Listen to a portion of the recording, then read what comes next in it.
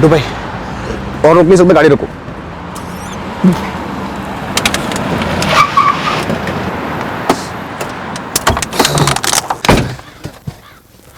गुड्डू भैया, ये अचानक क्या हो गया विवेक भैया को? कल रात में कुछ गड़बड़ खा लिया होगा, फूड पॉइजनिंग ना हो। कोई फिक्र नहीं धर्मेश, मैं आप लोग को नरसिंहपुर छोड़ के जबलपुर लौटते डॉक्टर को दिखाता हूँ। आपने हमारे लिए इतना अप डाउन किया विवेक भाई। स्वाति जी के लिए इतना करना तो बनता ही है ना। चलो गुड्डू भाई।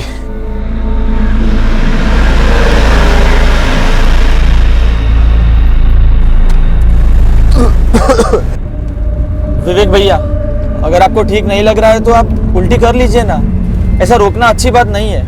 नहीं ठीक है, ठीक है। क्या नहीं नहीं? गुड्डू भैया आप गाड़ी रोकिए प्लीज। अरे नहीं, जरूरत नहीं है। अरे क्या नहीं नहीं, कर लीजिए ना। गुड्डू भैया आप गाड़ी रोकिए।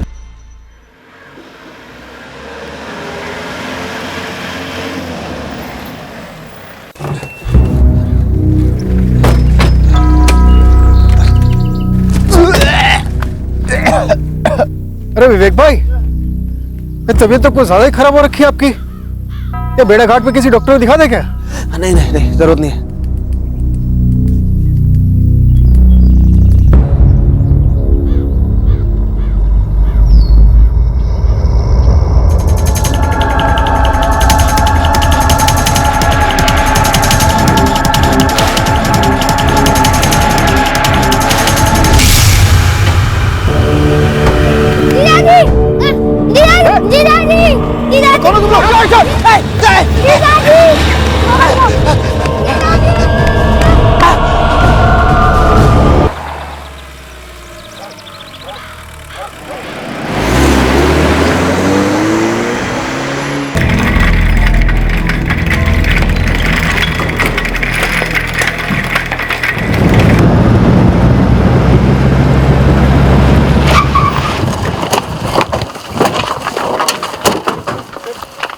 हाँ बिल्कुल, इधर ही गाड़ी खड़ी की थी साहब हम लोगों ने। साहब ये देखिए, ये खून भी पड़ा हुआ है साहब। सर फिर वो बाइक पे हेलमेट पहने दो लोग वहां से आए सर, वहां से वहां आए, यहाँ से हर्ष को उठाया और हर्ष को उठा के सर उस तरफ पहुंचे सर। उस तरफ? जी। मंजू तुम यहाँ संभालो, मैं आगे जाता हूँ बच्चे को ढूंढने। हाँ। धर्मेश भाई उनके पीछे। हाँ। और मैं बस यही मैं खुद यहीं पर खड़ा हुआ था। हर्ष गाड़ी में अकेला कैसे था?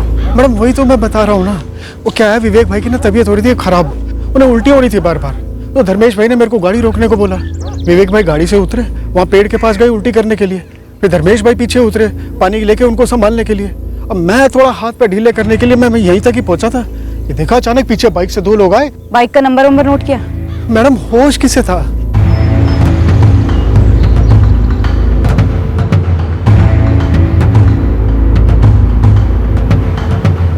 राठौड़ दबा एक्सीलेटर, आधा घंटा पीछे चल रहे हैं। भेड़ाघाट और आसपास के सभी थानों को इन्फॉर्म कर दो। बच्चे का नाम है हर्ष मौर्य और उसकी उम्र है 10 साल। उसने क्रीम कलर का टी शर्ट पहना हुआ और ब्लैक कलर के हाफ पैंट्स पहने हुए हैं। काली कलर की बाइक से और दोनों ने हेलमेट लगाए हुए थे। बाइक का नंबर? नहीं, बाइक का नंबर नहीं है। अंदर के सभी रास्ते और हाईवे चेक पॉइंट्स पर पेट्रोलिंग टीम को अलर्ट कर दो। प्रीति भाभी आप बस निकलो, धर्मेश की हालत अच्छी नहीं है। लेकिन विवेक भैया हुआ क्या है, कुछ तो बताओ। हम जबलपुर से आ रहे थे तब दो लोग हर्ष को उठा ले गए। क्या? कौन थे वो लोग? वो तो मुझे मालूम नहीं प्रीति भाभी, पर धर्मेश को उन्होंने छुरा मार दिया। हे भगवान, लेकिन ये कैसे हुआ? किसने किया ये सब? कुछ तो बताओ विवेक भैया। प्रीति भाभी धर्मेश अभी ऑपरेशन थिएटर में है, आप जल्द से जल्द बेड़ाघाट वाले सिविल हॉस्पिटल में आ जाओ। मैं मोहन जी को भी फोन लगाता हूँ।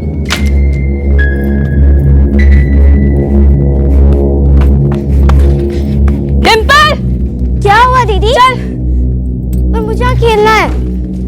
चल हमें भेड़ाघाट जाना है, चल मेरे साथ। पर दीदी। अरे चल जल्दी। क्या बोल रहे हो विवेक?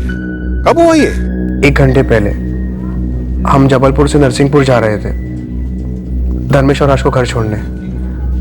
भेड़ाघाट पहुंचे ही थे कि अभी कहाँ हो तुम विवेक? भेड़ाघाट के सिविल हॉस्पिटल में। धर्मेश अभी आईसीयू में है। लेकिन वो लोग हर्ष को क्यों उठाने गए? पता नहीं मोहन जी। पेशेंट की अंतड़ियां बाहर आ गई थी इंस्पेक्टर, वो बात करने की कंडीशन में नहीं है, वो बेहोश है और ऑपरेशन अभी तक चल रहा है। और धर्मेश कुशवाहा के साथ जो विवेक आर्य आया था वो? विवेक स्टेबल है, स्टमक इन्फेक्शन लगता है। आप बात कर सकते हैं विवेक से, जनरल वार्ड में है। सर, बच्चे हर्ष के लिए सारे थाने रेड अलर्ट पर लगा दिए गए। सेना सर और बाकी पेट्रोलिंग टीम्स भी उसकी खोज कर रही हैं। कहाँ से लौट रहे थे तुम लोग? जबलपुर साहब। वो सुबह सुबह धर्मेश भैया और हर्ष को नरसिंहपुर से उठाया मैंने। काम क्या था? वीजा के लिए। वीजा? कहाँ का? किसका? धर्मेश कुशवाहा का? नहीं सर, धर्मेश की तो सिर्फ साइन चाहिए थी। वीज़ा दरअसल हर्ष का बनवाना है। वीजा? 10 साल के बच्चे का वीजा? जी सर, हर्ष के पेरिस की वीज़ा की तैयारी हो रही थी। धर्मेश और हर्ष को वापस उनके गांव नरसिंहपुर ड्रॉप कर रहे थे। मुझे उल्टी आ रही थी, इसलिए धर्मेश ने गाड़ी रुकवाई और एक कांड हो गया सर।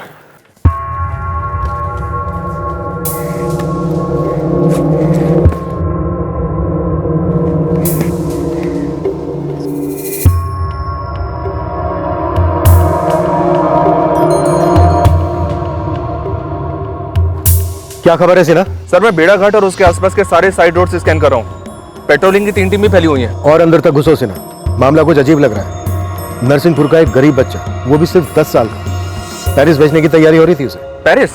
जबलपुर उसका वीजा कराने गए थे लोग। मेरी समझ में ये नहीं आ रहा है कि इस बच्चे हर्ष को क्यों उठाया किसी ने।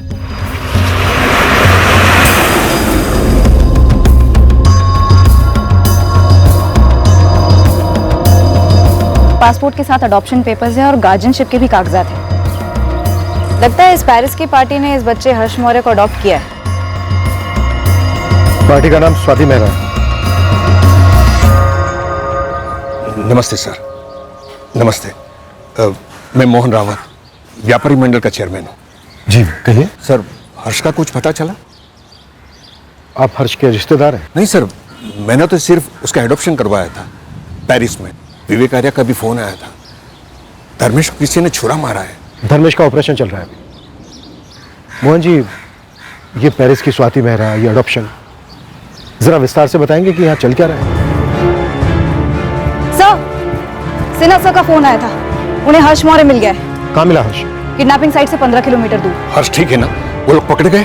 हमलावर कहीं भी नहीं दिखाई दिए और सर वो लोग हर्ष को भी छुरा मार गए। कैसी हालत है हर्ष की? सिन्हा सर बोल रहे थे कि काफी बुरी हालत में है बच्चा। हर्ष, हर्ष, बच्चे का होश जा रहा है। गाड़ी तेज भगा राठौर। उसकी बड़ी बहन प्रीति, उसकी जीजा धर्मेश जिस पर ऑपरेशन चल रहा है, और सबसे छोटी डिम्पल, बस यही हर्ष के अपने हैं। जब हर्ष के अपने यहाँ हैं तो कोई उसे क्यों अपना रहा है, वो भी पेरिस से? सर दरअसल बात यह है कि मेरा बेटा सनी पढ़ने के लिए पेरिस गया था। वहां उसकी पहचान स्वाति मेहरा से हुई। बहुत अच्छी औरत है, इंडियन मुल्क है, लेकिन पैदाइश पेरिस की है। स्वाति जी ने मेरे बेटे को जॉब पे लगवाया है।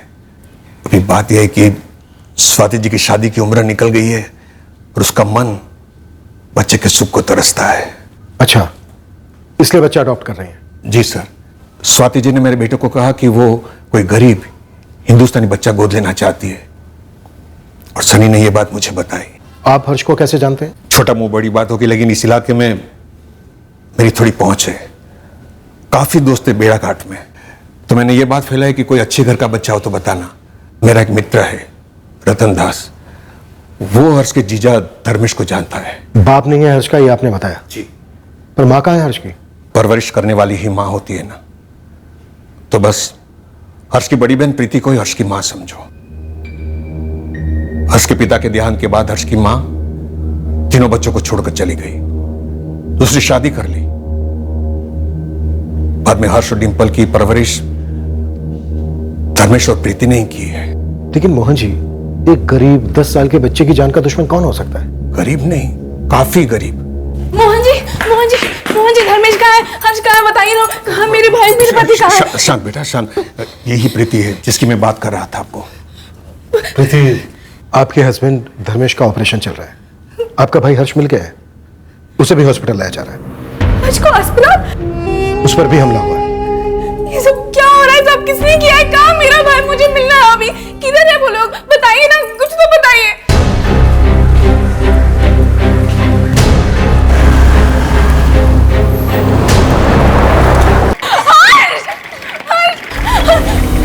इसको क्यों मारा? इसने किसी का क्या बिगाड़ा था? कोई आइडिया नहीं सर। बच्चा खुद ही झाड़ियों से चलता हुआ बाहर आ गया होगा। काफी खून बह रहा था उसके पेट से। काफी बुरी तरह से स्टैबिंग हुई है। सर धर्मेश ने हर्ष को बचाने की कोशिश की तो उसे स्टैब किया, ये बात तो समझ में आई। लेकिन बच्चे को किडनैप करके 2 घंटे बाद 15 किलोमीटर दूर ले जाकर स्टैब करके झाड़ियों में फेंक दिया, ये बात कुछ खटक रही है सर। जरूर कुछ गड़बड़ है, लेकिन अभी हमारे पास सारी डिटेल्स भी तो नहीं है। सबसे पहले जितनी पेट्रोलिंग टीम्स है, जितनी भी, सबको लगा दो बाइक पर आए इन 2 लोगों के पीछे। सर सुना है धर्मेश की अंतड़ियां बाहर थी, बच्चे की भी थी। सर इस तरह की स्टैबिंग सिर्फ पेशेवर हत्यारे ही कर सकते हैं। 10 साल के गरीब बच्चे की सुपारी। सर हर्ष पेरिस जा रहा था।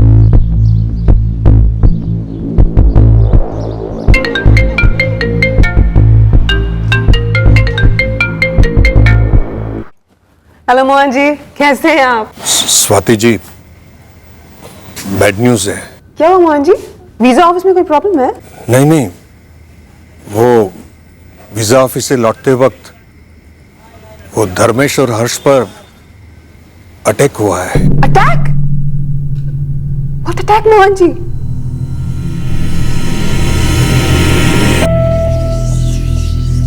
हाँ हाँ पापा, हर्ष की कंडीशन कैसी है अब? हर्ष का ऑपरेशन अभी चल रहा है, धर्मेश का हो गया, उसे आईसीयू में शिफ्ट किया है। पापा आप टाइम बाय टाइम खबर देते रहना, और अगर कुछ भी जरूरत पड़ती है ना तो मैं और स्वाति इंडिया आ जाएंगे। नहीं नहीं बेटा, इंडिया आने की कोई जरूरत नहीं है, मैं हूं ना, सब संभालूंगा। सनी बेटा, मुझे एक बात का बहुत बुरा लग रहा है, हमारे देखरेख में ऐसा हुआ। पता नहीं, मुझे ऐसा लग रहा है कि जरूर कोई गलत फहमी हुई है। स्वाति डोंट वरी, पापा है ना वहां पे, सब ठीक हो जाएगा।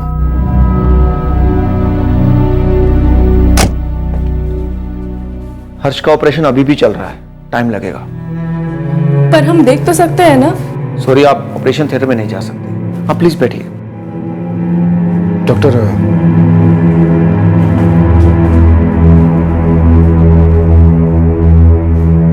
हर्ष बच तो जाएगा ना? देखिए, अभी कुछ कह नहीं सकते। नहीं साहब, मुझे तो कुछ भी पता नहीं चला। लोग कोई पीछा पीछा कर भी रहा हो तो।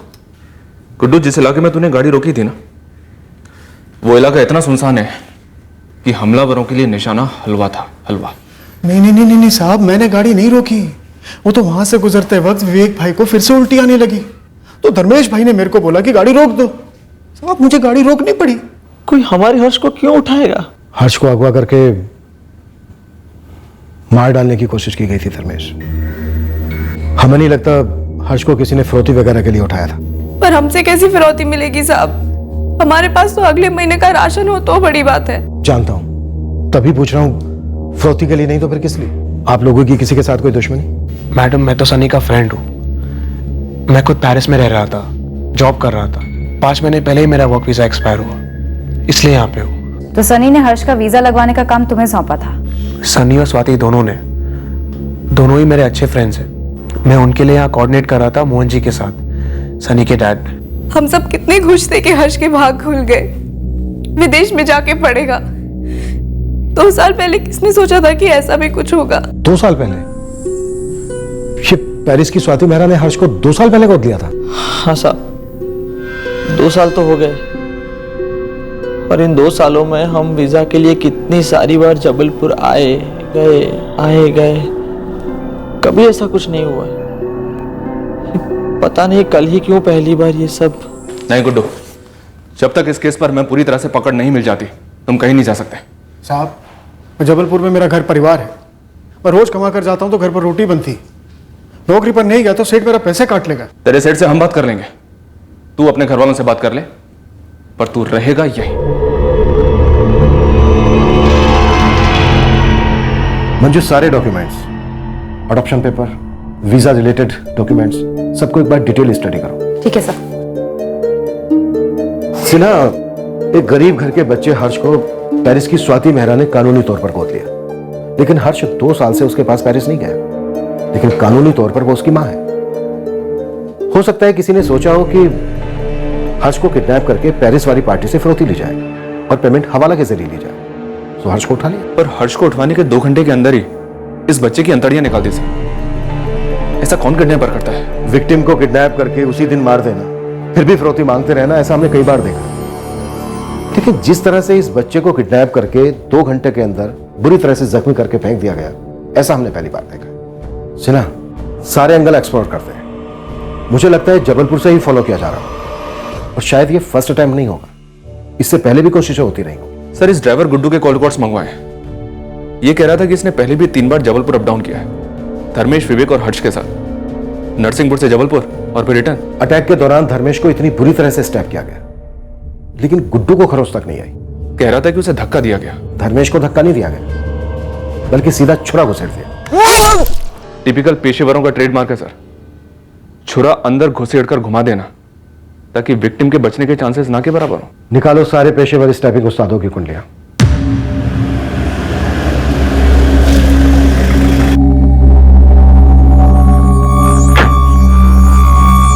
पंद्रह दिन में वीजा लगाकर हर्ष को पेरिस जाना था। स्वाति जी ने वहां स्कूल में बात भी करके रखी है। हर्ष का पासपोर्ट 1.5 साल पहले बना। जी, मैंने बहुत भागादौड़ी करके हर्ष का पासपोर्ट बनवाया था। हर्ष की बहन प्रीति बता रही थी कि अडॉप्शन 2 साल पहले हो गया था। 2 साल पहले तो बात शुरू हुई थी, 6-7 महीने तो कागज पत्री बनाने में ही चले गए। बहन प्रीति, जीजा धर्मेश हर्ष की परवरिश कर रहे थे इतने सालों से, फिर वो हर्ष को किसी और को देने के लिए तैयार कैसे हो गए? एक तो 10 साल के बच्चे को समझाना, दूसरा खुद दिल पर पत्थर रखना, कैसे हुआ ये? गरीबी से भारी पत्थर है कोई साहब? ममता इतनी हल्की भी तो नहीं होती ना मोहन जी। गुड्डू ड्राइवर बता रहा था कि हर्ष की माँ माधुरी बगल वाले गांव में रहती है। हाँ, रहती है ना मैडम, माधुरी जादव नाम है, दमोह में रहती है अपने दूसरे पति राजकुमार के साथ।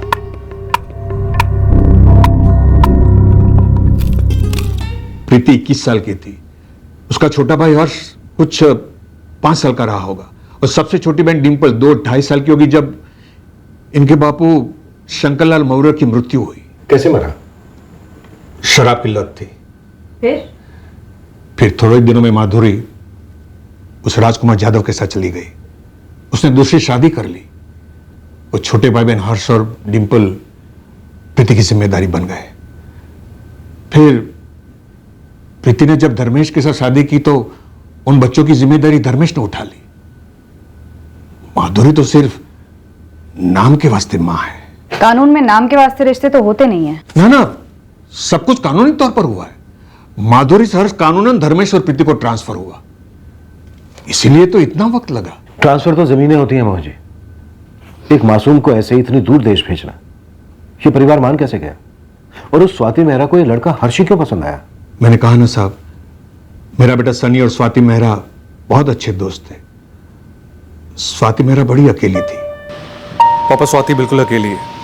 उसके सब रिश्तेदार गुजर गए और अकेले जिंदगी जीना आसान नहीं है। इसीलिए कल उन्होंने मुझे अपने दिल की बात बताई। वो एक बच्चा गोद लेना चाहती है। पापा, आपको तो पता ही है, मेरे यहाँ पे MBA करने के बाद स्वाति जी ने मुझे जॉब दिलवाया और हर कदम पे सपोर्ट किया मुझे लगता है अब मेरी बारी है उनकी मदद करने की, इसलिए आपसे बात कर रहा हूँ। हमें स्वाति जी के साथ ऑप्शन पे मदद करनी होगी। स्वाति जी इतने सालों से पेरिस रह रही है, उनको बच्चा इंडिया से चाहिए। हाँ पापा, स्वाति जी को एक इंडियन बच्चा ही गोद लेना है। एक्चुअली स्वाति जी एक NGO के थ्रू भी ट्राई कर रही थी, लेकिन वहाँ पे एक प्रोसीजर काफ़ी लंबा है और काफ़ी तामझाम भी है, इसलिए मैंने सोचा कि आपसे बात कर लूँ। आप मदद करेंगे ना स्वाति जी की? क्यों नहीं बेटा, स्वाति जी की मदद करना हमारा फर्ज है। Thank you so very much Mohan ji. Actually मेरे पास सब कुछ है, लेकिन होकर भी कुछ नहीं है। सो मेरा एक डिजायर है कि मेरा भी एक बच्चा हो जिसको मैं दुनिया की सारी हैप्पीनेस दे सकूं। अच्छा सोचा है आपने। स्वाति जी, मुझे थोड़ा वक्त दीजिए, मैं देखता हूँ यहाँ कोई एडॉप्शन सेंटर होगा, वहां जाके मैं बातचीत करता हूँ। आप बात करो मोहन जी। धर्मेश कुशवाहा हमारे खेत में मजदूरी करता है। उसने सामने से बताया था कि उसकी पत्नी प्रीति के छोटे भाई बहन हर्ष और डिंपल की जिम्मेदारी उसकी है। बेचारे गरीब लोग हैं, 2 बच्चों को पालना उनके लिए आसान नहीं होगा। अब ऐसे में अगर डिंपल या हर्ष में से किसी एक को कोई गोद ले लेता है तो एक बच्चे की जिंदगी भी संवर जाएगी और धर्मेश का बोझ भी हल्का हो जाएगा। सबका फायदा होगा मोहन जी। सबसे पहले मैंने धर्मेश और प्रीति को बिठाया और कहा ये है, बोलो क्या करना है, तो वो हर्ष को स्वाति जी को गोद देने के लिए तैयार हो गए। तब जाके मैंने सब पेपर्स बनवाए सर। हर्ष ही क्यों, डिंपल भी तो थी। जी, लेकिन स्वाति जी हर्ष को गोद लेना चाहती थी।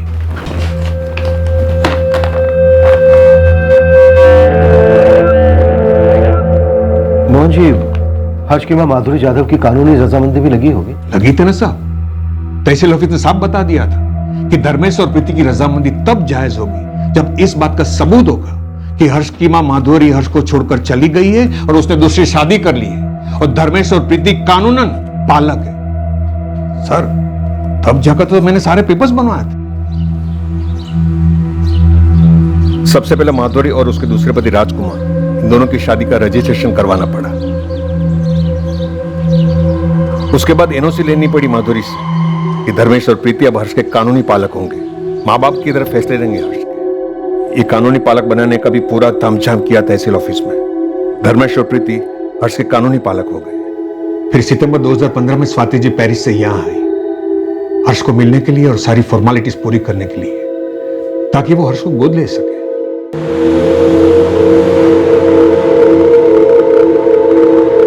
स्वाति जी पहली बार जब आमने सामने हर्ष से हुई तो फुली ना समाई सर। You are shy, हाँ? शर्मा रहे हो, हाँ? Such a sweet boy, हाँ?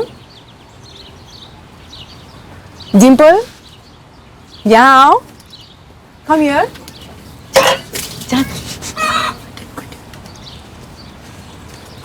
ये है चॉकलेट. पसंद है ना? हाँ? और ये ड्रेस. इधर बैठो.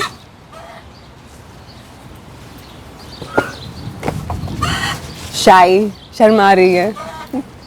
डिम्पल, आप कौन से क्लास में पढ़ती हैं? सेंसेशनल. Search standard. आप आएंगी हमारे साथ पेरिस? हाँ? हर्ष भाई के साथ आएंगी? क्यों नहीं?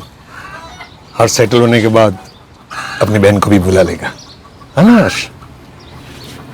स्वाति जी, मेरे लिए इससे बड़ी और खुशी की बात क्या हो सकती है कि मेरा भाई विदेश में जाके पढ़ेगा. जिंदगी में कुछ बड़ा बनेगा मेरा छोटा भाई. बड़ी बहन तो सिर्फ नाम के वास्ते है स्वाति जी. प्रीति असल में इन दोनों बच्चों की माँ ही है. माँ तो आप हमेशा रहेंगी प्रीति, लेकिन अब हर्ष की दो मम्मी होंगी. एक आप और एक मैं. सच में आप लोगों का दिल बहुत बड़ा है. आप लोगों ने मेरी जिंदगी का एक बहुत बड़ा खालीपन दूर किया है और मैं पूरी लाइफ थैंकफुल रहूंगी. सच में शुक्रिया. फिर भागा दौड़ी करके मैंने हर्ष का पासपोर्ट बनवाया. पेरिस का वीजा लगने ही वाला था कि देखो किसी की नजर लग गई. आपकी नजर में कौन हो सकता है जिसे इस अडॉप्शन से आपत्ति थी?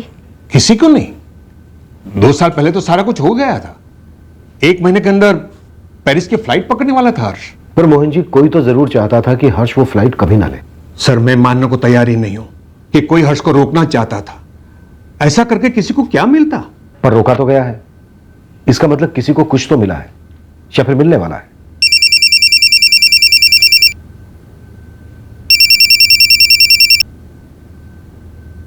यस डॉक्टर पवार, बोलिए. हर्ष को होश आ गया है. बस निकल रहा हूं डॉक्टर. हर्ष को होश आ गया है. सर, ऊपर वाले की मेहरबानी है. मुझे लग रहा है कि कोई गलतफहमी की वजह से हर्ष पर हमला हुआ है. जरा सोचिए, मासूम को कोई क्यों छुरा मारेगा? अब हर्ष को होश आ गया है तो उसी से पूछते हैं कि बाइक पर वो 2 लोग कौन थे.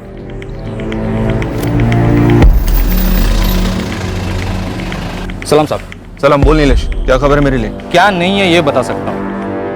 अपने इलाके के किसी भी अंडरग्राउंड किडनैपिंग गैंग का हाथ नहीं है इसमें.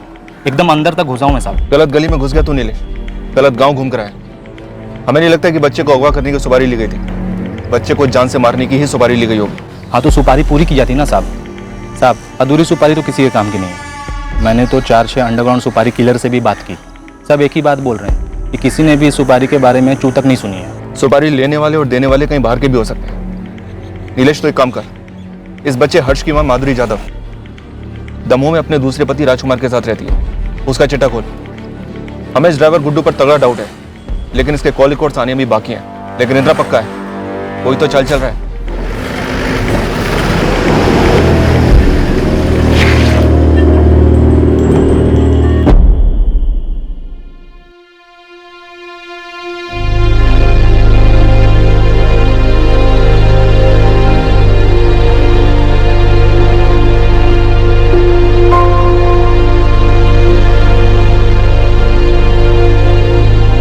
कैसे हो हर्ष बेटा? डिम्पल, आपकी प्रीति दीदी कहाँ है? दीदी दवा लेने गई है। आपके जैसा बहादुर बच्चा मैंने आज तक नहीं देखा। आप इतनी बुरी तरह से घायल हुए फिर भी अपने पैरों पर चल रहे थे। हीरो आप, हीरो। हर्ष बेटा, मैं ज्यादा वक्त नहीं लूंगा, आप भी आराम से बोलना। वो दो लोग जब आपको बाइक पर उठाकर ले गए उसके बाद क्या हुआ?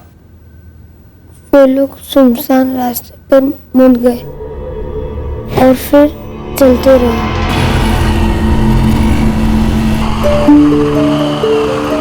फिर जो बाइक चला रहा था उसका फोन बजा, फिर वो लोग बाइक पे भाग गए। हर्ष, जिस आदमी ने फोन पर बात की थी उसने कुछ और कहा था? नहीं, सिर्फ हेलो, ठीक है, समझ गया। आपको उन दोनों में से किसी का चेहरा याद है? उन दोनों ने काली हेलमेट पहनी थी। हेलमेट पे किसी तरह का कोई निशान, ऐसा कुछ याद है? क्या आपने उस बाइक की नंबर प्लेट देखी थी? आप तो इतने स्मार्ट हो, आपको तो नंबर्स जल्दी याद हो जाते होंगे, है ना? कोई बात नहीं, फिर भी हम उन्हें पकड़ लेंगे। वो लोग ने मेरे जीजा जी को भी मारा। तुम्हारे जीजा जी बिल्कुल ठीक है हर्ष, और तुम भी ठीक हो जाओगे जल्दी। आंटी,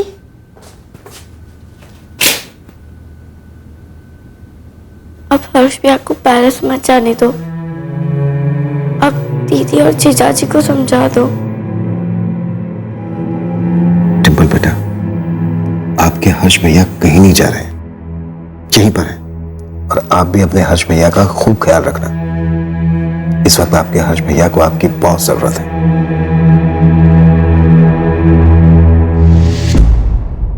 सर, शायद मोहन जी ठीक कह रहे हैं। Mistaken identity. सर, हर्ष जैसे गरीब बच्चे को कोई क्यों उठाएगा? जिन दोनों ने उसे उठाया शायद उनके टारगेट कोई और था। तो फिर वो जो फोन आया था हमलावर को, वो ये कहने के लिए आया होगा कि गलत बच्चे को उठा लिया है, अब कोई चारा नहीं है, खत्म कर दो, ताकि आइडेंटिफिकेशन ना हो। मुश्किल है पर नामुमकिन नहीं है। हमें हमलावरों को लेकर कोई गलतफहमी नहीं है। पेशेवर खूनी ही है। एक आदमी और उसके बेटे समान साले को अधमरी कंडीशन में पहुंचा दिया। इंस्पेक्टर, जिसका डर था मुझे वही हुआ। फिर से ऑपरेट करना पड़ेगा हर्ष और उसके जीजा धर्मेश को। फिर से क्यों डॉक्टर? आप जानते होंगे दोनों को मल्टीपल स्टैबिंग्स नहीं हुई, सिर्फ एक सिंगल स्टैब किया गया, जैसे प्रोफेशनल किलर्स करते हैं। छुरा सीधा पेट में घुसाकर इतने जोर से घुमा दिया जाता है कि अंतड़ियां बाहर आ जाती हैं, जैसे इन दोनों के केस में हुआ। जानता हूं डॉक्टर, पर धर्मेश और हर्ष बच तो जाएंगे ना? देखिए, हम हमारी बेस्ट कोशिश कर रहे हैं। हमने घाव स्टिच किए, ब्लीडिंग रोकी, सब किया, पर फिर भी इन दोनों के केस में इंटरनल इन्फेक्शन सेट इन हुआ है। खतरे की तो कोई बात नहीं है ना? ऑनेस्टली खतरे जैसी ही बात है। हम फिर से ऑपरेट कर तो रहे हैं, लेकिन दोनों सबसे हाई रिस्क जोन में होंगे।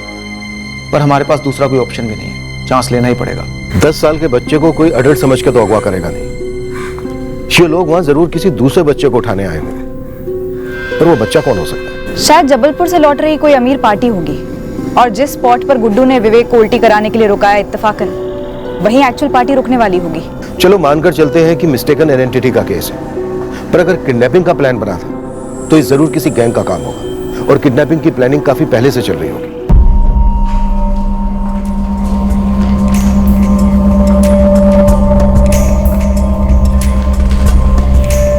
सिना, बेड़ाघाट, जबलपुर और आसपास के इलाकों में जितने भी किडनैपिंग के आरोपी हैं, जितने भी पुराने गैंग्स हैं, सबकी हिस्ट्री खोद निकालो। अभी लग जाता हूँ काम पर। सर, वैसे विवेक आर्य और ड्राइवर गुड्डू, इन दोनों के कॉल रिकॉर्ड्स आ गए, लेकिन दोनों के ही कॉल रिकॉर्ड्स में कुछ भी फाउल प्ले जैसा नजर नहीं आ रहा है। मिस्टेकन आइडेंटिटी केस भी हो सकता है, पर इस पॉइंट पर कुछ भी दावे के साथ नहीं कहा जा सकता। प्रीति, अब कैसे हैं धर्मेश और हर्ष? दोनों ही अच्छे नहीं है माँ। डॉक्टर ने कहा है कि दोनों की हालत बहुत ही नाजुक है, कुछ समझ में ही नहीं आ रहा है।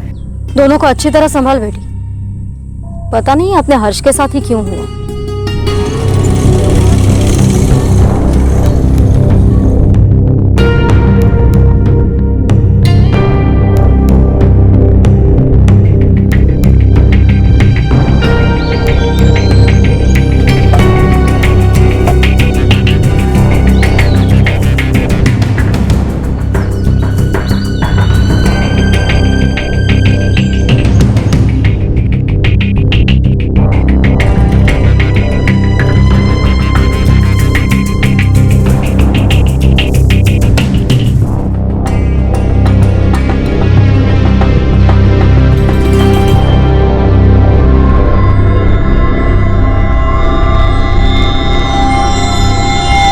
2 महीने पहले ही बेल पर छूटा हूं, आराम ही चल रहा है, कोई काम लिया ही नहीं हाथ में।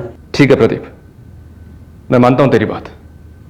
7 साल अंदर होने के बाद कम से कम 2 महीने का आराम तो बनता ही है, लेकिन आराम के वक्त भी तेरे कान, आंख, नाक सब काम कर रहे थे ना। ऐसा हो ही नहीं सकता कि तूने किसी बच्चे की किडनैपिंग के प्लान के बारे में कुछ सुना ही ना हो। साहब आप जानते हैं मैंने भी कई किडनैपिंग की है, आपने भी बड़े बड़े किडनैपर्स को पकड़ा है। ऐसे काम में एक टीम बनती है, किसी भी गिरोह में 2 ग्रुप होते हैं, एक टीम उठाती है, दूसरी स्टैंड बाय पे होती है। शायद थी पर सामने नहीं आई। होगी जरूर। तो दोनों बंदे क्या करते हैं, ऐसे एक आदमी का पेट खोलते हैं, फिर क्या करते हैं, बच्चे का पेट खोल देते हैं। देखा आपने कैसे खोला है पेट? ये किसी किडनैपर का काम नहीं है सर, कोई किडनैपर ऐसा नहीं करेगा, ये किसी पेशेवर हत्यारे का काम है। तो किडनैपर्स पेशेवर हत्यारे भी हैं? पेशेवर हत्यारे ही हैं। किडनैपिंग का प्लान था ही नहीं, मर्डर का प्लान था, सही से नहीं हो पाया, बच गया बच्चा।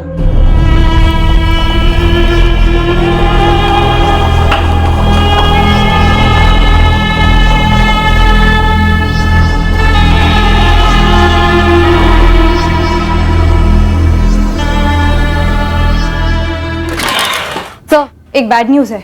हर्ष और धर्मेश दोनों की हालत और भी खस्ता हो गई है। इन्फेक्शन फैल गया? बहुत जल्दी और बहुत बुरी तरह से।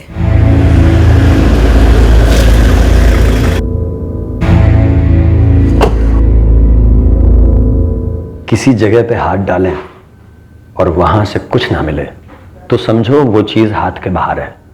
हो सकता है ये दोनों बंदे बेड़ाघाट के हो ही नहीं, जबलपुर के या किसी और शहर के पेशेवर हत्यारे हों। तो तेरे पास कोई टिप है क्या प्रदीप? होती तो टाइम खराब करता क्या दोनों का। लेकिन एक बात कह रहा हूं, आपका डिपार्टमेंट जिस एंगल पे चल रहा है ना, ये गलत निशाना वगैरह, वो एंगल डिलीट कर दो साहब। क्यों? ये सुपारी वाले मामले रातों रात तय नहीं होते हैं, एक टीम बनती है, काफी मुआयना किया जाता है, टारगेट का चेहरा ये लोग दिमाग में फिट कर लेते हैं, गलती हो ही नहीं सकती। हमेशा नहीं, फिर भी आगे बोल। साहब जिस जगह पे कांड हुआ समझो वहां पे दूसरी गाड़ी का रुकना तय था असली टारगेट के साथ, ठीक है? आगे बोल, मैं सुन रहा हूं। ये इत्तेफाक हो सकता है कि ये गाड़ी ठीक उसी जगह पे रुकी, लेकिन इस गाड़ी में उस असली टारगेट की तरह 10 साल का बच्चा होना, दो इत्तेफाक एक साथ। सर बंडल से बंडल फिल्मों में भी ऐसा नहीं होता। आप नोट कर लो, निशाना ये बच्चा ही था, प्लान मर्डर का ही था। आप बेकार में हम किडनैपर्स को परेशान कर रहे हो सर। आप पेशेवर हत्यारों का मार्केट टटोलिए, आपको ये दोनों बंदे वहीं मिलेंगे। और एक बात साहब, किडनैपिंग फिरौती के लिए की जाती है, प्याज और रोटी के लिए नहीं, जो बेचारे ये गरीब खा के सो जाते होंगे। और आपने वो गाड़ी देखी, वो सस्ती सी फटीचर, वो भी ट्रैवल की। प्रदीप, बच्चे को एक विलायती पार्टी ने गोद लिया है, हो सकता है उनसे पैसा निकलवाने का प्लान हो। हाँ, तो खून का एक कतरा भी नहीं बहाते, और वो हर्ष का तो बिल्कुल भी नहीं। पहले धर्मेश को लेके गए, बोला कि अंदर से खून निकल रहा है, फिर उसके बाद हर्ष को लेके गए, कुछ पता नहीं चल रहा है क्या हो रहा है। कुछ समझ में नहीं आ रहा है बेटा, और पुलिस भी कुछ नहीं बोल रही है। साहब इधर दमोह में एक छुटकू सी खबर हाथ लगी है। हर्ष की मां माधुरी के बारे में? नहीं, हर्ष की मां माधुरी के बारे में नहीं साहब, लक्ष्मी माँ के बारे में। गोल गोल मत घुमा, साफ साफ बोल। लक्ष्मी माँ, पैसा, वो जो फॉरेन की पार्टी है ना जिन्होंने हर्ष को गोद लिया, उन्होंने धर्मेश और प्रीति को 5 लाख रुपए दिए थे। अच्छा, तुझे कैसे पता? अब ये माधुरी का जो दूसरा पति है ना, राजकुमार यादव, उसने अपने एक दोस्त को बताया था। इस राजकुमार को थोड़ी मिर्ची जरूर लगी थी पेरिस वाली बात सुनकर। एक बार बोल रहा था उसकी पत्नी माधुरी की पहली शादी की संतान की क्या किस्मत चमक रही है। नसीब इसको बोलते हैं। कितने बड़े घर में जा रहा है हर्ष, वो भी विलायत में, और वो प्रीति और धर्मेश को 5 लाख रुपया भी पकड़ा दिया पार्टी में। अरे पाला भी तो उन्होंने ही है हर्ष को। इतना था तो जब माधुरी भाभी से शादी की साथ में ले आते हर्ष को। पता होता तो लाता नहीं क्या? अब किस्मत ऐसे चमकेगी, किसको पता था। साहब ये पैसे का झोल हो सकता है, कुछ लेन देन की बात होगी पर शायद हो ना पाया हो, और उसके बदले में इस बच्चे हर्ष को नुकसान पहुंचा दिया गया। सर, किडनैपिंग में पीएचडी कर चुके इस प्रदीप से क्वेश्चनिंग की मैंने। वो कह रहा था कि पक्का किडनैपिंग नहीं थी, मर्डर अटेम्प्ट ही था। मुझे ऐसा लग रहा है सर, यहाँ टारगेट ये बच्चा हर्ष ही है। ये अडॉप्शन कहीं दिखाने के लिए अडॉप्शन तो नहीं था। पैसे देकर बच्चा खरीदा जा रहा हो? क्या बात कर रहे हो इंस्पेक्टर साहब? मैं जिला व्यापारी मंडल का चेयरमैन हूं, आपको मैं बच्चों का दलाल लगता हूं? 5 लाख रुपए दिए थे स्वाति मेहरा ने प्रीति और धर्मेश को। इंस्पेक्टर साहब, ये स्वाति जी, प्रीति और धर्मेश के बीच का मामला है। स्वाति जी ने जो खुशी से दिया, इन लोगों ने खुशी से लिया। एडॉप्शन कानूनी तरीके से हुआ है। अच्छा, मैं एक काम करता हूं, मैं आपको पेरिस का नंबर देता हूं, आप स्वाति जी से बात कर लीजिए और बिल की तसल्ली कर लीजिए।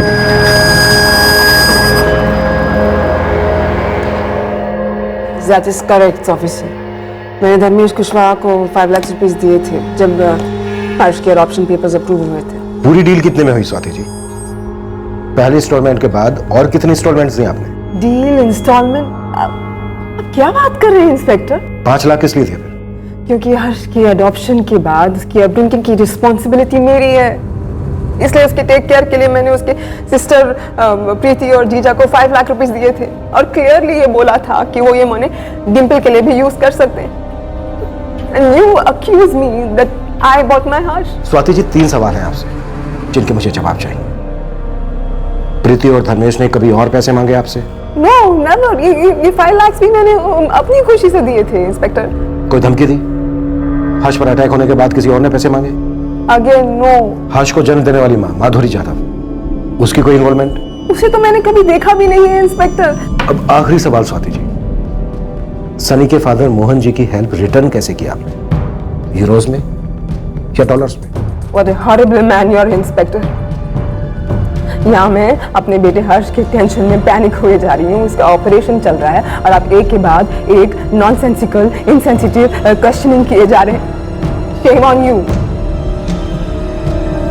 Manju, passport, adoption papers, forgery expert के साथ बैठकर डबल स्कैन करो। French counsellor office, passport office, दोनों को लूप में रखो। पूरी पॉसिबिलिटी है कि यहाँ सब कुछ एक ढोंग हो, बच्चा खरीदा गया हो। 5 लाख रुपए पहली इंस्टॉलमेंट। अब ये औरत फ्रांस में बैठकर तो कबूल करेगी नहीं कि बच्चा खरीदा गया है। ठीक है सर, मैं सारे अरेंजमेंट्स करती हूँ। हर्ष की माँ माधुरी को क्वेश्चनिंग के लिए बुला लेते हैं और उसकी बहन प्रीति, वो मोहन जी, विवेक और गुड्डू ड्राइवर, इन सबको रेडार में रखते हैं। पता चला प्लॉट किडनैपिंग का था ही नहीं, हर्ष और धर्मेश के मर्डर का था।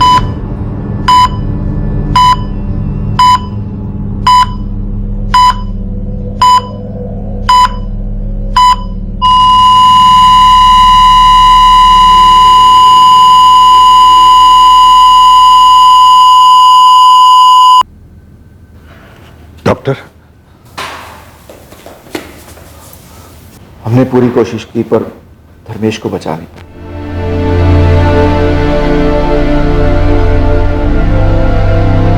और हर्ष? उसका दूसरे थिएटर में ऑपरेशन चल रहा है।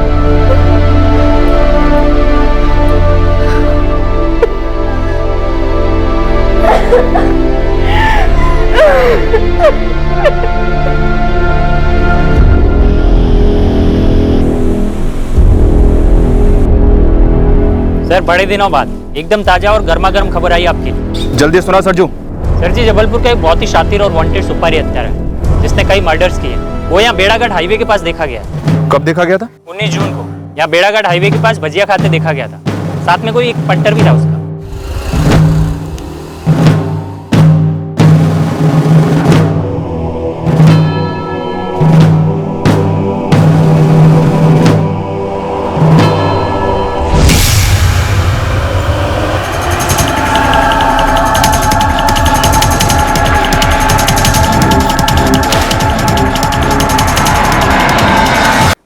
आपने भी नाम सुना होगा साहब, ललित सिंह। हाँ सुना है, पर वो दूसरा कौन था? उसका कुछ नाम मालूम नहीं है साहब। बस यहाँ किसी पंटर ने भजिया वाले को बताया कि ये ललित सिंह है, सुपारी किलर, और ये भजिया वाला अपना खबरी है साहब। सर, 6 अटेम्प्ट टू मर्डर के चार्जेस, 3 मर्डर के चार्जेस और 3 केसेस में ट्रायल चल रहा है। और पिछले 2 महीने से ये ललित सिंह बेल पर है। ललित सिंह गलत टारगेट को तो नहीं मार सकता, मिस्टेकन आइडेंटिटी एंगल को कोल्ड स्टोरेज में डाल सकता है। बिल्कुल सर, लेकिन सर अब सवाल ये उठता है, क्या सिर्फ हर्ष टारगेट था या धर्मेश भी टारगेट था, या ये धर्मेश सिर्फ ऐसे ही बीच में आ गया और कोलेटरल डैमेज था? पता चलेगा। पहले ये तो पता चले कि इस नन्ही सी जान से किसे इतनी वैर थी और क्यों।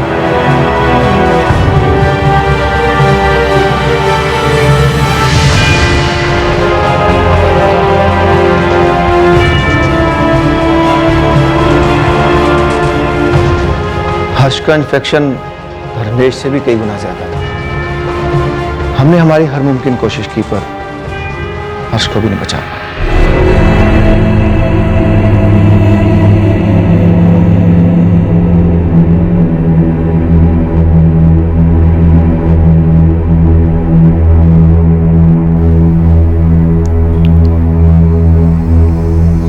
प्रीति,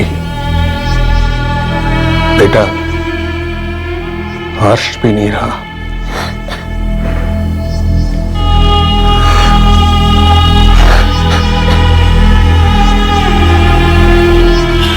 सर, धर्मेश के बाद हर्ष भी ऑपरेशन टेबल पर चल बसा। डॉक्टर कह रहे थे कि इन्फेक्शन हद से ज्यादा बढ़ गया था।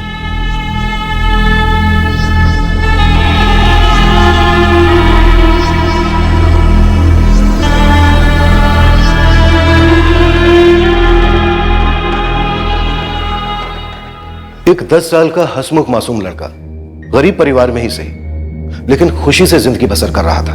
फिर ये ऐसा क्या भयंकर रैकेट था जिसमें बच्चे की हत्या कर दी गई। इस केस की इन्वेस्टिगेशन एक के बाद एक शॉक्स देती गई।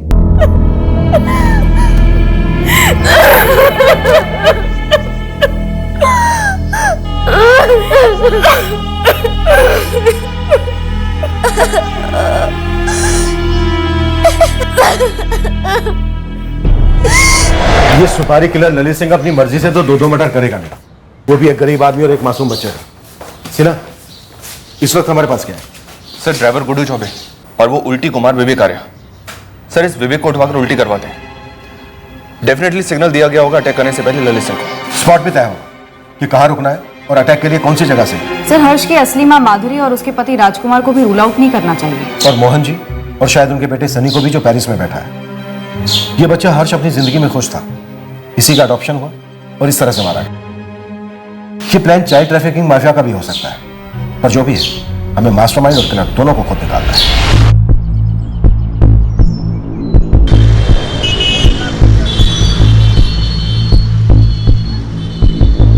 नीलेश, एमपी, यूपी, महाराष्ट्र, नेपाल, वेपाल, जहां कहीं भी इस ललित सिंह का बिल है मुझे पता करके बता। मैडम, ये ललित सिंह खाली पेशेवर हत्यारा नहीं है, खानदानी भी। इसका बाप प्रमोद सिंह अपने जमाने का बहुत नामचीन हिस्ट्री शीटर था। ये जबलपुर में रहती है इसकी पूरी फैमिली।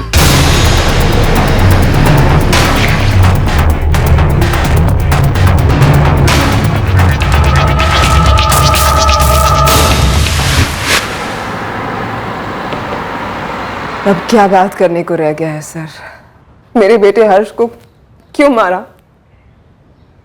क्या मिला किसी को? शायद डील के पैसे नहीं मिले हों, इसलिए मर्डर हुआ हो। कोई ब्लडी डील नहीं था। एवरीथिंग, सब कुछ बिल्कुल लीगल था। मोहन जी से बैक चेक कीजिए प्लीज सर। और कुछ भी इलीगल हमारे कंट्री फ्रांस में अलाउड ही नहीं है, समझ रहे हैं? एक्चुअली नहीं समझ रहा हूं स्वाति जी, क्योंकि हमारी समझ ये है कि हर्ष का मर्डर उसके अडॉप्शन और पेरिस जाने वाली बात को लेकर ही हुआ होगा। तो इसके रूट तक जाइए ना सर, और जो भी कोऑपरेशन है मैं आपको दूंगी। बेचारे को बिना बर्थ दिए मैं उसकी मां बनी, और अब बिना उसकी परवरिश, पेरेंटिंग किए मैं उसके डेथ का कारण बन रही हूँ। इससे ज्यादा और क्या हो सकता है मेरे लिए सर?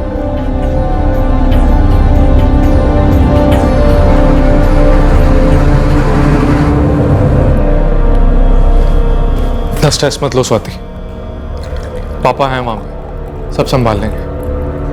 लो पानी पियो। पेट ही खराब है ना विवेक का, तो दवा दीजिए उसे। जवाब तो उसे मुंह से ही देना है। विवेक भैया से क्या सवाल करने हैं आपको? वो तो बस स्वाति मेहरा की हेल्प कर रहे थे हर्ष के वीजा के लिए। वीजा तो कटा है उस बच्चे का और उसके जीजा का भी। पर सर, पर कुछ नहीं। अब आप लोग रास्ता छोड़ेंगे या हम शराफत छोड़ दें? ये तपन है ना, अगर इसे एक बार मैंने तेरे ऊपर छोड़ दिया ना, फिर मैं इसे खुद भी रोकूंगा तो ये रोकेगा नहीं। बिना ब्रेक वाला डंपर ट्रक है, कुचल देगा तेरी कार को। उससे सच तो नहीं कुछ लेगा ना। वो सच ये है कि मैं उस साजिश का हिस्सा नहीं था। मैंने हत्यारों को कोई सिग्नल नहीं दी। तुम लोगों के बेड़ा घाट में दाखिल होने से जस्ट पहले वहीं बेड़ा घाट के पास एक ठेले पर ललित सिंह चाय पकौड़े खा रहा था। उसे सिग्नल मिला, तुरंत वो और उसके आदमी ने तुम्हारी गाड़ी का पीछा किया, फिर हमला किया। अब हमें तो ये बता कि उसे सिग्नल किसने दिया, तूने या विवेक ने? मैं गाड़ी चलाते हुए फोन नहीं करता, मैं लेता भी नहीं हूं। मैंने फोन दिया ना आप लोगों को था, आप खुद ही देख लीजिए। मैंने किसी से भी बात की हो तो फिर किसने फोन किया? विवेक ने या धर्मेश?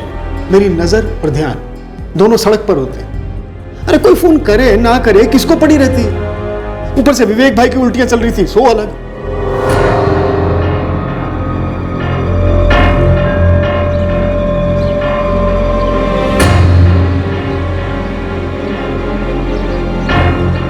सर अभी मैं कैसे आऊं?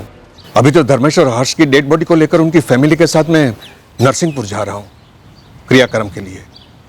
मैं बाद में आऊंगा तो चलेगा सर? चलेगा मोहन जी, लेकिन आना है आपको, इतना याद रखिए। आप कैसी बातें कर रहे हैं? आपकी आवाज, आपकी बातें शक से भरी हुई लग रही है मुझे, वो भी मुझ पर, जिसने इस बच्चे हर्ष का भला चाहा था, परिवार का भला चाहा था। तो फिर आपको शक क्यों हो रहा है कि हम आप पर शक कर रहे हैं? बस कुछ जरूरी सवालों के जवाब चाहिए थे। जल्द से जल्द आइए, वेट कर रहा हूं।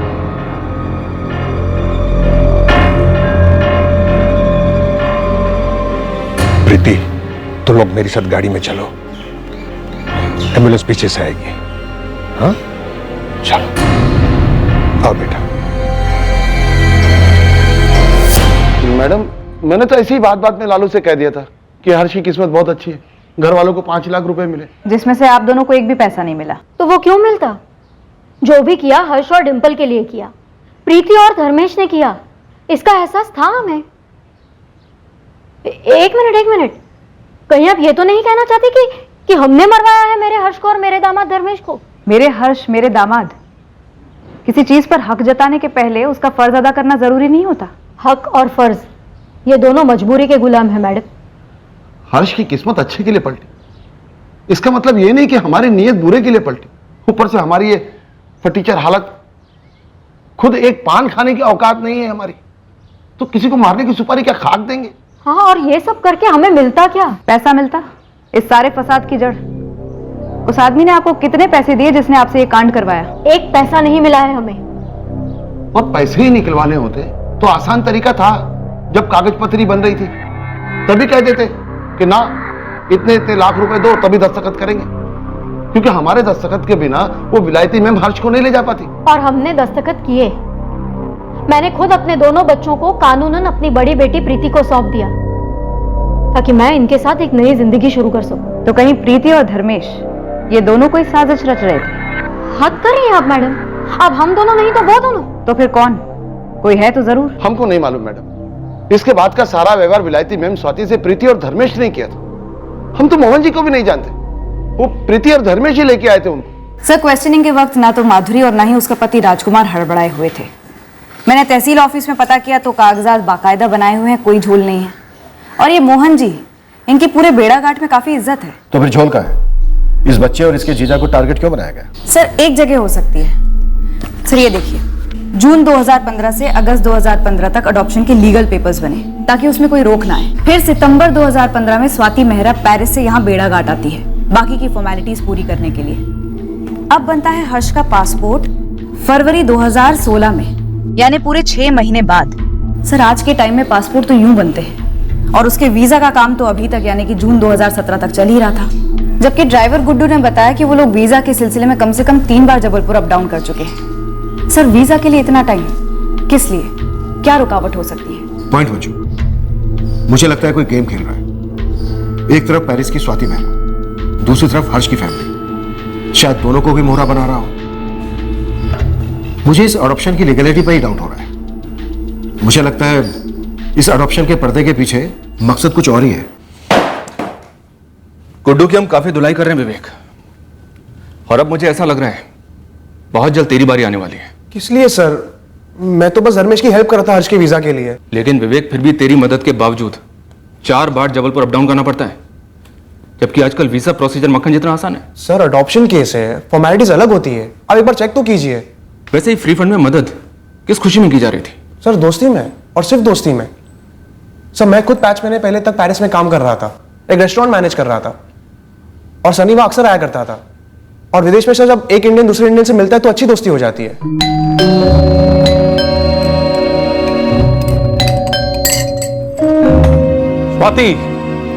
Hi Sunny, lot of traffic. Meet Vivek, He's from Jabalpur. मेरे बेड़ा घाट से सिर्फ 26 kilometre, right? Sir Sunny, Swati और मैं हम तीनों काफी वक्त साथ गुजारते हैं। फिर इस फरवरी में मेरा वर्क वीजा एक्सपायर हो गया था, तो मैंने स्वाति से हेल्प मांगी थी। कैसी हेल्प? सर वही हेल्प जो उसने सनी की थी। सनी स्टूडेंट वीजा पे था और स्वाति की हेल्प से उसका वर्क परमिट वीजा बन गया। स्वाति ने मेरे लिए भी कोशिश की थी पर कुछ हो नहीं पाया सर।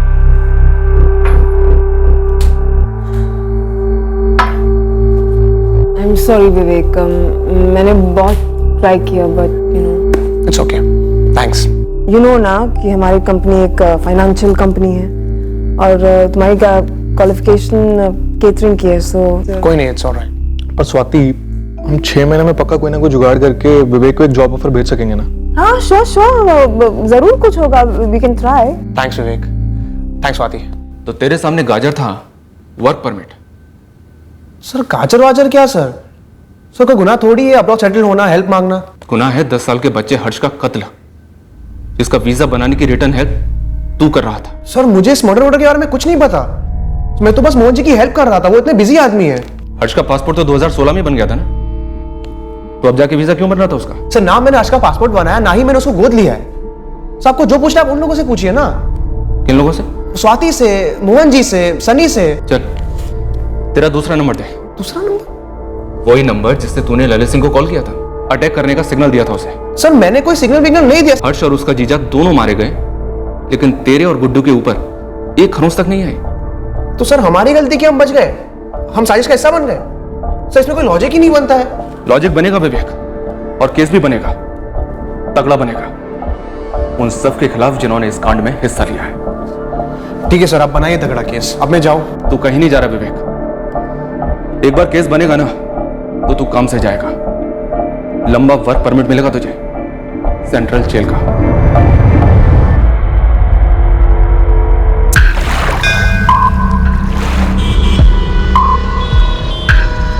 इस ललित सिंह की माँ यहीं जबलपुर में रहती है। बाप कहाँ है उसका? पता नहीं, बाप तो 6 साल पहले माँ से अलग हो गया। अच्छा तू एक काम कर, तू माँ का घर दिखा दे, बाकी का क्राइम ब्रांच वाले संभाल लेंगे।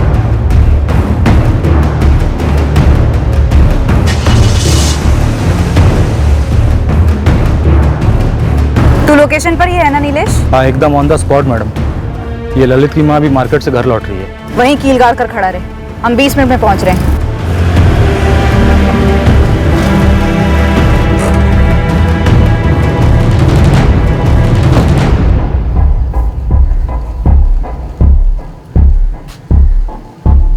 पापा की गैरेज में कम, इस वीजा शीजा के चक्कर में बहुत टाइम खोटे हुआ विवेक भैया का। फिर भी अभी तक हर्ष मौर्य की वीजा की एप्लीकेशन तक नहीं हुई है।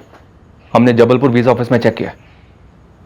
मनप्रीत जी, आपका विवेक इस कांड में इन्वॉल्व है। विवेक ऐसा गैर कानूनी काम करके अपना पुलिस रिकॉर्ड क्यों बनवाएगा? उसे तो अब्रॉड में जॉब करके वहां सेटल होना है, यही उसका सपना है। वो ऐसा गलत काम क्यों करेगा साहब? गलत काम नहीं करेगा, लेकिन करवा तो सकता है ना। हमने विवेक का यहां से लेकर पेरिस तक का पूरा चिट्ठा खोला है और बहुत जल्द सारी कड़ियां मिल भी जाएंगे। बेहतर होगा कि आप लोग विवेक से बात कीजिए, उसे सरकारी गवाह बनने को समझाइए। मनप्रीत जी, यही आखिरी मौका है। 2 लोगों की बेरहमी से हत्या की गई थी, जिनमें से एक 10 साल का बच्चा था। मामला बहुत सीरियस है। हर्ष तेरे पास ही रहता तो कम से कम जिंदा तो रहता, और तेरे पास वो खुश तो था ही। माँ इस गरीबी में शायद उसे कम खुशियां दे पा रही थी, यही सोच के दिल पे पत्थर रख के मैं तैयार हुई थी हर्ष को गोद देने के लिए।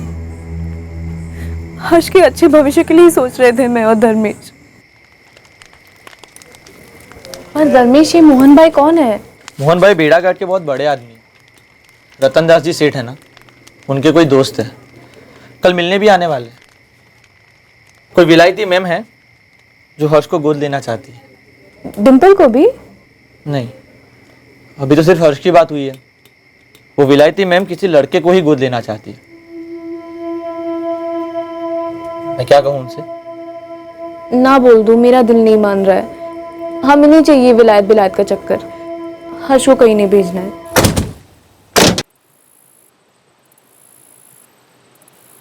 धर्मेश, तुझे पता है पेरिस कहाँ है? दुनिया का सबसे खूबसूरत शहर है। अस्पताल मुफ्त, पढ़ाई मुफ्त, अगर नौकरी गई ना तो गवर्नमेंट भत्ता देती है।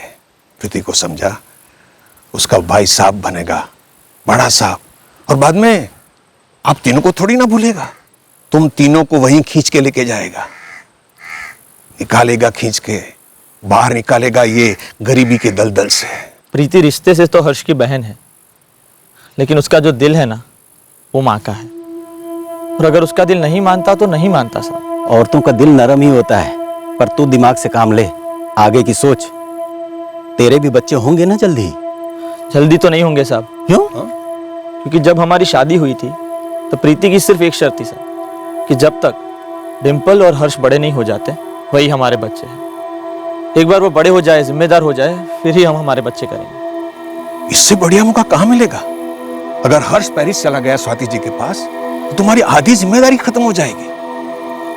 देख धर्मेश, ऐसा मौका लाखों में से एक को नहीं मिलता, और ये ठुकराने के बाद नसीब को दोष मत देना गरीबी के लिए। देख हर्ष बेटा, तेरे जीजा जी कह रहे कि प्रीति दिल से नहीं दिमाग से सोच। दिल तो बिल्कुल नहीं कर रहा है कि तुझे भेजूं, लेकिन बेटा तेरे जीजा जी सही कह रहे हैं। तू एक बार वहां पे चला गया ना पेरिस, तो तेरी पूरी जिंदगी बदल जाएगी। तुझे अच्छा पढ़ने को मिलेगा, अच्छा खाने को मिलेगा, सब अच्छा होगा तेरे लिए। मुझे तुम्हारे साथ, डिम्पल के साथ और जीजा जी के साथ रहना ज्यादा पसंद है। तो तू हमारे लिए अपनी अच्छी किस्मत छोड़ देगा? मैंने कहा ना, मैं कहीं नहीं जाऊंगा। दीदी मत भेजो ना हर्ष भैया को। देख डिम्पल, तेरे जीजा जी और मेरे पास कुछ नहीं है तुम दोनों को देने के लिए। दीदी मुझे कुछ नहीं चाहिए, मुझे हर्ष भैया यही चाहिए, मत भेजो उसे। देखो तुम दोनों नाटक करना बंद कर दो। हाँ, अगर मैं और तेरे जीजा जी तुम दोनों के भले के लिए नहीं सोचेंगे तो और कौन सोचेगा? देख हर्ष बेटा, हम तीनों के लिए भी आसान नहीं है तेरे बिना जीना, लेकिन एक बार तू वहां पे चला गया ना तो तेरे लिए सब कुछ आसान हो जाएगा, और फिर तू एक दिन डिम्पल को भी अपने पास ही बुलाएगा ना, है ना? लेकिन वो तो अभी भी अपने पास ही है ना, मत भेजो उसे। डिम्पल, तू नहीं चाहती कि तेरा भाई बड़ा आदमी बने, बड़ा अफसर बने? अरे गाड़ियों में घूमेगा ये वहां पे, और फिर एक दिन तेरा भाई अपनी प्यारी सी डिम्पल को भी लेके जाएगा ना अपने साथ। क्यों हर्ष? नहीं, मैं भाई को कहीं नहीं जाने दूंगी। देख बेटा, डिम्पल छोटी है, उसे समझ में नहीं आ रहा है कि ये मौका कितना बड़ा है तेरे लिए, लेकिन बेटा तू तो समझदार है ना, तुझे पता है ना कि मैं तेरे भले के लिए बोल रही हूँ। बेटा मान लेना मेरी बात।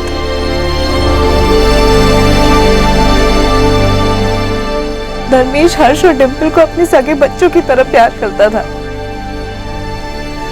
और हर्ष ने तो अभी तक ठीक से दुनिया भी नहीं देखी थी। किसी ने कैसी दुश्मनी निकाली हमसे? माँ क्या हो गया ये? तंग आ गई हूं मैं आप लोगों से। अरे ललित ने कुछ कर दिया, आ गई पुलिस मेरा खून चूसने। उसके बाप ने कुछ कर दिया, आ गई पुलिस मेरा खून चूसने। उन दोनों मुजरिमों के जुर्म के साथ मेरा कोई वास्ता नहीं है, मैं उनसे फूटी कौड़ी तक नहीं लेती हूँ। अब इसमें मेरी क्या गलती है जो मेरा बेटा और उसका बाप दोनों ऐसे निकले? अगर ललित मिला नहीं ना शालिनी जी, तो आपका जीना मुश्किल हो जाएगा। आपकी ये धमकी है ना अपने जेब में रखिए। कायदा और कानून तोड़ने वालों के साथ रह रह के थोड़ा बहुत कानून मैं भी समझने लगी हूँ। आप मुझे हाथ तक नहीं लगा सकती हो, और ये जो तलाशी के नाम पे मेरा सारा घर तहस नहस करके रखा है ना, सब समेट के दीजिए। चलिए। आजकल हफ्तों में पासपोर्ट आ जाता है, लेकिन आपने 6 महीने लगा दिए। सर, हफ्तों में बनने वाले पासपोर्ट में सिर्फ एक माँ होती है, यहाँ 3-3 माएँ थी। पहली जन्म देने वाली माँ माधुरी, दूसरी पालने वाली माँ समान बहन प्रीति, और तीसरी नई नई कानूनी माँ पेरिस वाली स्वाति जी। सर, 3-3 बार एप्लीकेशंस देने पड़े। वीजा एप्लीकेशन में करीब 1.5 साल हो लग गया। क्यों? स्वाति मेहरा ने अडॉप्शन के बाद फरवरी में पासपोर्ट के आते ही हर्ष को पेरिस क्यों नहीं बुला लिया? वो आप स्वाति जी से ही पूछिए ना। नहीं पूछना है मुझे स्वाति जी से। यहाँ बेड़ा घाट में हर्ष और उसके जीजा धर्मेश का मर्डर हुआ है, वहां पेरिस में नहीं।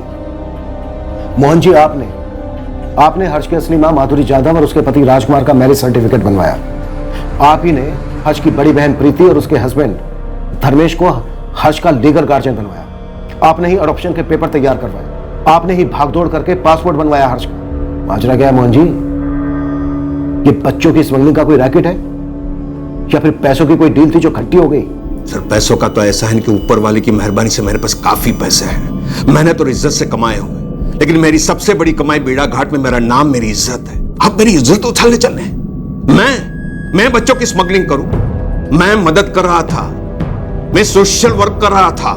लेकिन ललित सिंह सोशल वर्क नहीं करता मोहन जी, तगड़ी फीस लेता है लोगों को हेल्प करने की। और अगर ललित सिंह को हर्ष की किसी ने सुपारी दी थी तो उसे इस हत्याकांड से बड़ा फायदा हुआ होगा या फिर होने वाला है। कौन हो सकता है वो मोहन जी? सर मैं नहीं हूं, आप पता करो।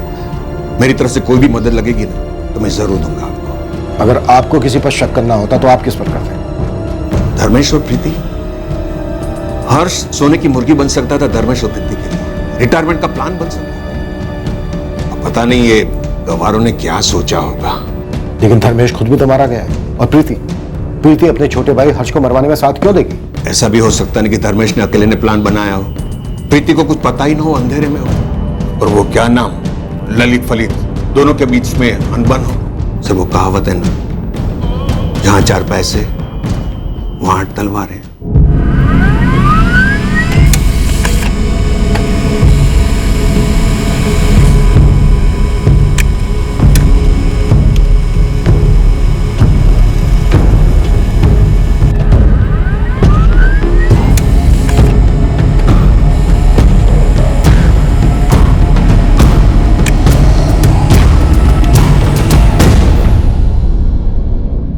आप लोगों से कुछ नहीं छुपा है पापा। मैं सिर्फ फ्रांस के वीजा के लिए मगजमारी कर रहा था। विवेक भी, आप पेरिस में स्वाति जी को कॉल करो ना, उन्हें बताओ यहाँ पर क्या खेल खेला जा रहा है। अरे मैंने स्वाति से बात की थी, उनको समझ नहीं आ रहा है क्या हो रहा है। पुलिस को यह बात खटक रही है विवेक कि तू तो पेरिस में रहकर आया है, तुझे तो वीजा के बारे में सब कुछ मालूम है, फिर भी 4-4 बार ऊपर नीचे क्यों गया? पापा मैं अपना वीजा थोड़ी बनवा रहा था, देहाती गांव वाला था धर्मेश, कुछ समझता ही नहीं था ठीक से। वो कभी ये पेपर नहीं, कभी वो पेपर नहीं। और फ्रेंच कॉन्सुलेट वाले कितना स्ट्रिक्ट होते हैं आप जानते ही है ना। हम बस इतना जानते हैं कि ये सब जो हो रहा है ना, इसका बिल ये आप पे और उस ड्राइवर गुड्डू पर फाड़ना चाहते हैं पुलिस वाले। कोर्ट कानून नहीं है क्या? जब कुछ किया नहीं तो किस बात का बिल फाड़ेंगे ये लोग?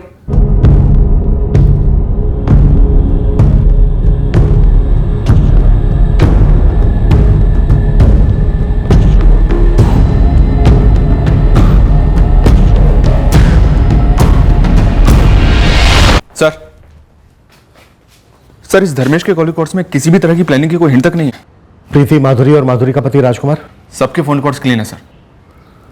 फिर किसने की इस कांड की प्लानिंग? सर मोहन रावत के इस वाले नंबर के कॉल रिकॉर्ड्स में तो कुछ भी शक करने जैसा नहीं है। अब इनके पास कोई दूसरा नंबर है या नहीं ये फिलहाल हमें पता नहीं है। रतन दास के फोन रिकॉर्ड्स भी मंगवाए ना, जिसने हर्ष का नाम सजेस्ट किया था मोहन को? रतन दास के कॉल रिकॉर्ड्स की पूरी तरह से स्कैनिंग की सर, पर कुछ नहीं मिला। तो फिर बचा कौन? सर इस सुपारी किलर ललित सिंह की मदर शालिनी सिंह, उसके फोन रिकॉर्ड्स में से उसकी बहन रचना राठी का नंबर मिला है। ये देखिए सर, यहीं जबलपुर में रहती है। इसके घर के बाहर भी एक टीम तैनात कर दी है। हो सकता है ललित सिंह इसके घर छुपने आए। इस केस से जुड़े सारे सस्पेक्ट हैं हमारे पास, लेकिन कहीं से कोई एंगल बन नहीं रहा है। हो सकता है इनमें से कोई झूठ बोल रहा हो या फिर असली कल्प्रिट इनमें से कोई हो ही नहीं। मंजू, धर्मेश और प्रीति ने मिलकर कुछ किया हो, ये वाला एंगल? सर वो एंगल टटोला मैंने प्रीति से बात की। जो कागज पत्री वो लोग बोलते वो सारे धर्मेश लेके जाता था जबलपुर हर्ष के साथ। कभी इस कागजात पे दस्तखत करने, कभी उस कागज पे दस्तखत करने। तुम लोगों को कभी लगा नहीं कि स्वाति जी ने 2015 में हर्ष को अडॉप्ट किया था और 2017 जून तक उसके वीजा के पेपर्स बन ही रहे थे? तुम लोगों ने कभी पूछताछ करने की कोशिश नहीं की विवेक आर्य या मोहन भाई से? हमें मालूम नहीं था कि इसमें इतना समय नहीं लगता है। अगर मालूम होता तो शायद पूछ भी लेते, लेकिन हमें कुछ नहीं मालूम था। जो भी वो लोग बोलते गए वो हम करते गए। इस वक्त तो हम हर चीज हर्ष से जोड़कर देख रहे हैं, पर हो सकता है कि असली निशाना धर्मेश था। क्या धर्मेश की नरसिंहपुर गांव में कोई दुश्मनी थी, कोई झगड़ा वगड़ा रहा हो? नहीं, धर्मेश बहुत ही सीधे थे, किसी के साथ कोई बैर नहीं था। हमें तो समझ में नहीं आ रहा है कि धर्मेश और हर्ष को मार के किसी को क्या मिल सकता है। सर नरसिंहपुर में अच्छी खासी फील्डिंग करवाई मैंने, पर धर्मेश का किसी के साथ भी कोई झगड़ा वगड़ा निकल कर नहीं आया। पर मंजू सुपारी दी गई, और वो भी ललित सिंह को, मतलब महंगी सुपारी थी सर। अब अगर इस सुपारी से किसी को कोई फायदा नहीं था तो फिर ये सुपारी दी क्यों गई? घूम फिर के सुई हमारी पहली थीसिस पे लौट रही है, मिस्टेकन आइडेंटिटी। पुराने पेशेवर हथियारों से भी कई बार गलत निशाना लगा है। हो सकता है इस बार भी वही हुआ हो। अब इसका जवाब तो सिर्फ ललित सिंह ही दे सकता है सर। हम इस केस से जुड़े सारे संदिग्धों की बार बार इंटेरोगेशन करते रहे। या तो उनके बीच सांठगांठ इतनी तगड़ी थी कि कोई भी नहीं टूट रहा था, या फिर ये एक मिस्टेकन आइडेंटिटी का ही केस था। हम दावे के साथ कुछ नहीं कह पा रहे थे। हम सुपारी किलर ललित की मौसी रत्ना राठी को भी ट्रैक कर रहे थे। उधर पेरिस से हम पर स्वाति मेहरा का प्रेशर बढ़ रहा था, उसके नए नए गोद लिए बच्चे हर्ष के हत्यारों का पता लगाने, पर उसकी तरफ से भी कोई ठोस लीड नहीं मिल रही थी जो हर्ष और धर्मेश के हत्याकांड को क्रैक करा सके। हमारी कंफ्यूजन सिर्फ एक आदमी दूर कर सकता था, खुद ललित सिंह। ललित सिंह को धरने के लिए हमने पूरा जाल बिछा रखा था, बस इंतजार था उसके फंसने का।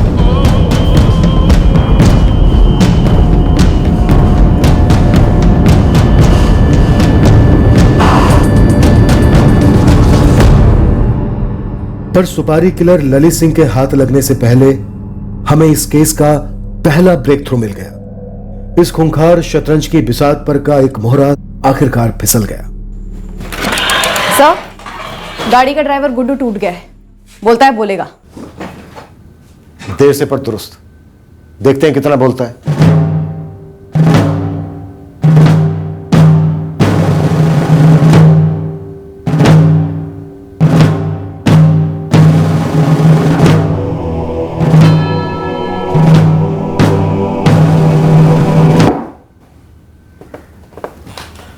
गुड्डू, कौन सी चक्की का आटा खाता है तू?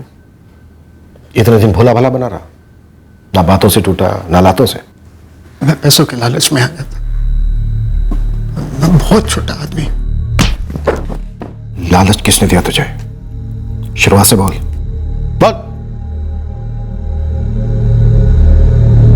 साहब, वो हर्ष को मारने की 2 बार पहले भी कोशिश की। किसने कोशिश की थी?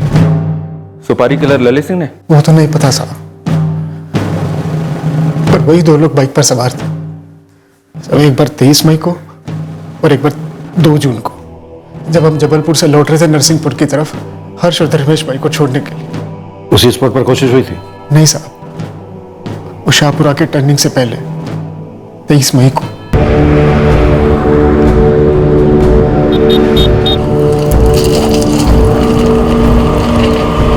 दूसरी बार नूनी बाईपास के पास 2 जून को।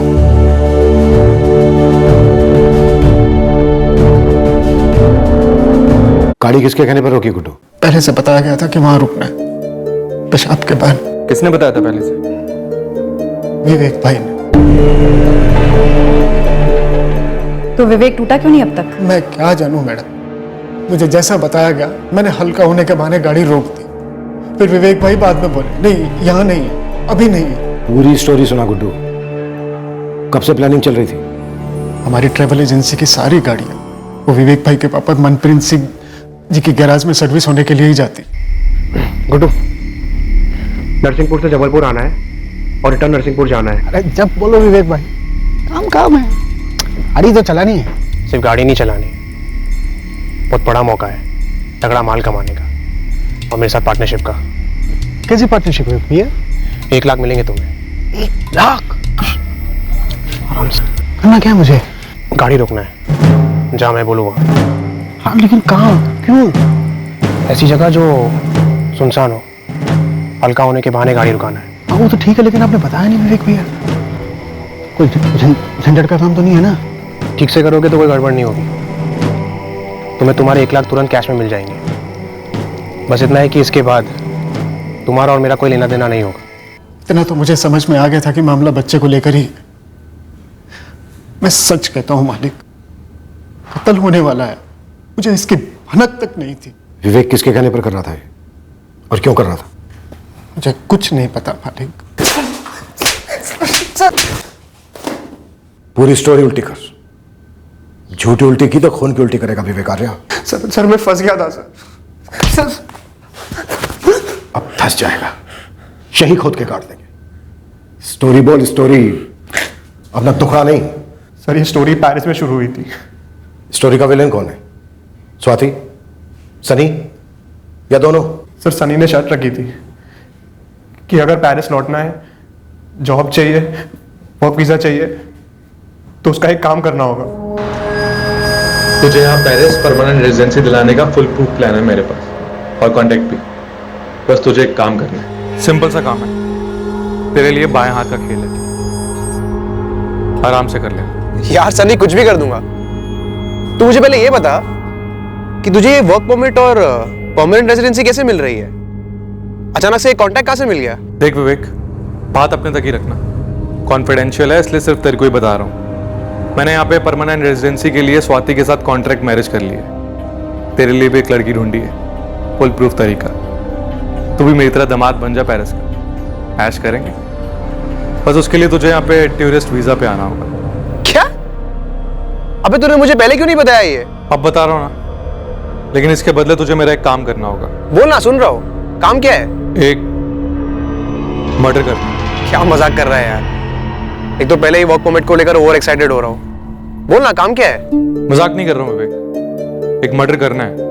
इनफैक्ट तुझे नहीं करना है, सिर्फ करवाना है। किसका मर्डर और क्यों? एक बच्चे का मर्डर। इस काम के 6 लाख अलग से दूंगा। अब बोल। यार तुम मर्डर ऐसे बोल रहे जैसे खेत की मूली काट लाना हो। इनफैक्ट उससे भी आसान, तुझे काटना नहीं है, सिर्फ खेत में से मूली कटवानी है, वो भी छोटी वाली। और तूने हर्ष की सुपारी ललित सिंह को दी? जी सर। और ये ललित सिंह तुझे किसने दिया? कैलाश ने। कैलाश? कौन कैलाश?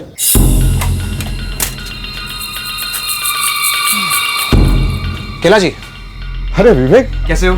अब मैं तो ठीक हूँ, लेकिन बड़े दिनों बाद दुकान बंद कर रहा था मैं। चल कोई नहीं, तू आ गया तो बैठ। कैलाश जी, मुझे बाल नहीं कटवाना है, मुझे आपसे प्राइवेटली बात करनी है। देख विवेक, तू अच्छा खासा पढ़ा लिखा इंसान है, फॉरेन रिटर्न है, हाँ, फिर ये मर्डर और सुपारी की बात क्यों? कैलाश जी, ये मर्डर मेरे लिए वीजा है पेरिस लौटने का, हमेशा हमेशा के लिए। विवेक, मैं तुम दोनों भाइयों को बचपन से देखते आया हूँ हाफ पैंट में। तुम्हारे डैडी मेरे दोस्त है और गैरेज भी अच्छा खासा चल रहा है। तू दूसरे देश में क्यों नहीं चले जाता? क्यों ये सुपारी के लफड़े में पड़ रहा है? मुझे सिर्फ इतना बता दो कि कांटेक्ट किसको करना है। किसको मरवाना है? कैलाश जी, किसको कांटेक्ट करना है, कितने लगेंगे और आपका कट कितना होगा? मैं आपको 1 लाख दे सकता हूँ। ठीक है, 2 लाख, जल्दी बता दो। सिंह, ललित सिंह की दी हुई सुपारी कभी खाली नहीं जाती, और सुपारी देने वाले का नाम कभी बाहर नहीं निकलता। बहुत कमीना है, रिकॉर्ड है उसका, लेकिन पैसा भी उसी तरह से लेता है। 6 लाख।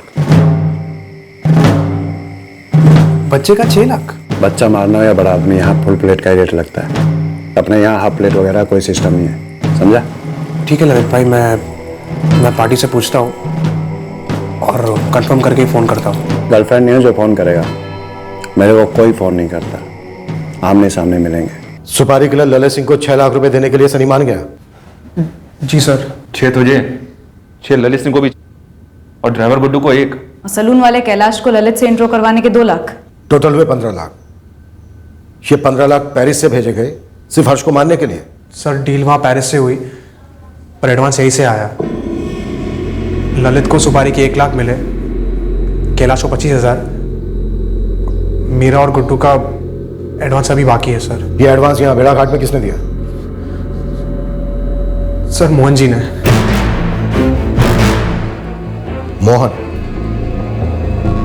मोहन इस कांड को स्पॉन्सर कर रहा था। इसमें मोहन और उसके बेटे सनी को क्या मिलने वाला था? और वो पेरिस की स्वाति, वो स्वाति भी इसमें 100% इन्वॉल्व होगी। सर, जहाँ तक मुझे पता है ये मामला अडॉप्शन का था ही।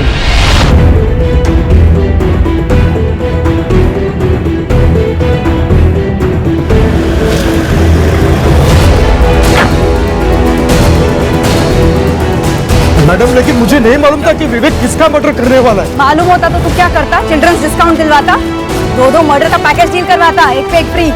कोई देख रेखा, यहाँ पर मंडल का चेयरमैन हूं मैं, मेरी इज्जत है यहाँ पर।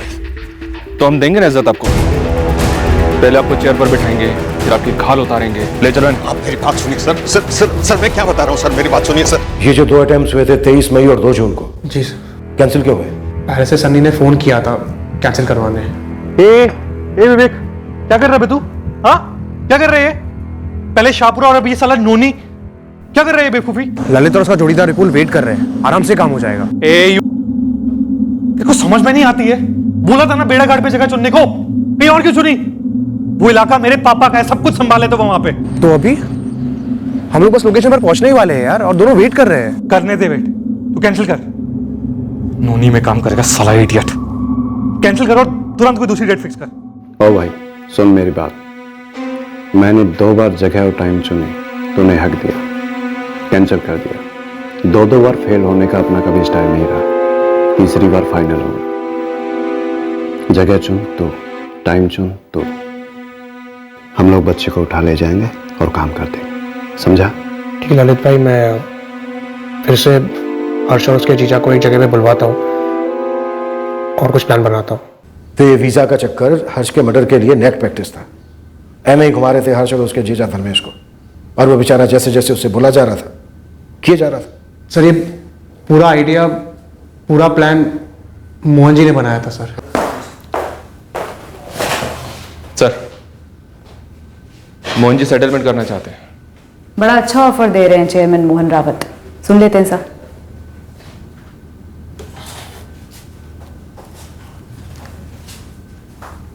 सर मैं क्या कहता हूं, हम लोग आगे की सोचते हैं। हर्ष और उसके जीजा के बारे में सोचने वाला कोई है नहीं। हम यहां हैं, आप लोग यहां पर हैं, और वो जो असली खिलाड़ी वो पेरिस में, जिसको आपको छू नहीं सकते हैं। आप एक फिगर बोलो, चाहिए तो आप अंदर अंदर डिस्कशन कर लो ना, लेकिन एक दिल खुल के फिगर बोलो, जो मैं दिल खुल के दे सकूंगा। एक 10 साल के बच्चे की तड़ियां बाहर निकलवाने वाला दिल की बात कर रहा है। ये अडॉप्शन किस लिए था? नाटक का कोई है ना? मेरे बेटे सनी और स्वाति जी ने मिलकर ये प्लानिंग बनाई थी सर। और यहां पर सारी सेटिंग तूने की? नहीं सर, तेरा वो दोस्त रतन दास श्रॉफ वो भी शामिल था इस साजिश में? नहीं सर, उसने तो सिर्फ पहचान करवाई धर्मेश और प्रीति के साथ। 24 जून को हर्ष की मौत की खबर जब पेरिस गई होगी तो वहां पर खूब खुशी का माहौल हुआ होगा, है ना? हुआ होगा। धर्मेश बीच में आ गया,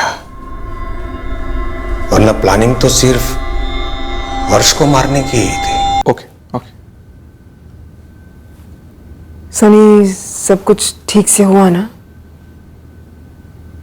सनी तुम मुझे टेंशन दे रहे हो, प्लीज बोलो ना, सब ठीक से हुआ ना? अपना टारगेट हर्ष मारा गया, और साथ में उसका जीजा धर्मेश।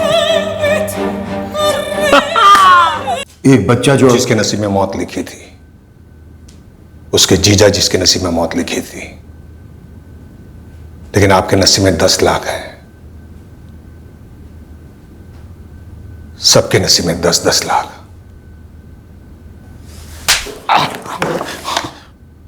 ये कोई पहला ऑफर तो है नहीं जो आपको मिला हो, और हर्ष कोई आखिरी बच्चा था नहीं जो इस दुनिया में से गया हो। बच्चे की बोली कितने की लगाई और किसे लगाई?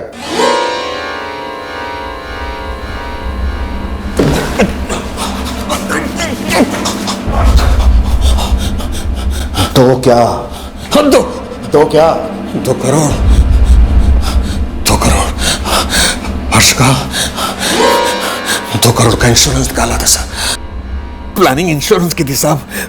इंश्योरेंस से मिलने वाले पैसों की हर्ष को गोद लेना सिर्फ एक जरिया था। प्लानिंग स्वाति जी और सनी ने की थी सर। मैंने सिर्फ मदद की थी। सेटल कर लो, किसी को कोई फर्क नहीं पड़ेगा सर। सर कैश ले लो और केस रफा दफा कर दो सर।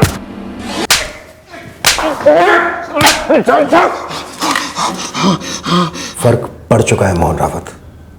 इस बच्चे की मौत से हमारे डिपार्टमेंट में काफी फर्क पड़ चुका है, जो तू अब लॉकअप में देखेगा, जो तू जज साहब में देखेगा जब वो तुझे सजा सुनाएंगे। इसलिए तू फर्क की चिंता मत कर। सर आप मेरी बात सुनो सर बात सुनो सर मैं इज्जतदार आदमी हूं सर मैं इज्जतदार आदमी हूं सर। एक हफ्ते बाद हमें खबर मिली कि ललित सिंह उसकी मौसी के घर आया हुआ है जबलपुर। जी? Crime branch. ललित सिंह कहाँ है? ललित वो साहब साहब कौन है मौसी? मौसी नहीं बेटा, तेरा मौसा आया है। ललित एक काम करना, तेरे सर के ऊपर जो खिड़की है ना, उसे कूद जा। खिड़की के बाहर मेरे 2 आदमी थे, प्रॉमिस करते हैं तुझे निराश नहीं करेंगे।